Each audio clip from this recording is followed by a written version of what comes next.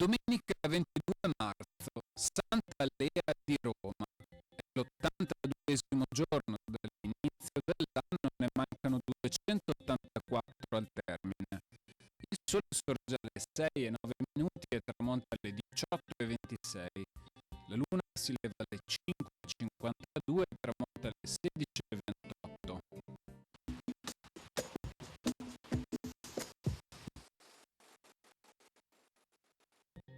Nella cripta della chiesa di San Zeno Maggiore a Verona si rinviene una cassa di marmo greco contenente alcune ossa ricoperte da una veste di color rosso e avanti di un berretto con un fiocco di metallo dorato.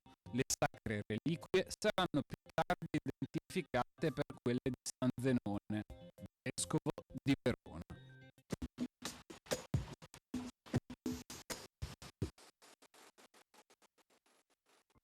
Le previsioni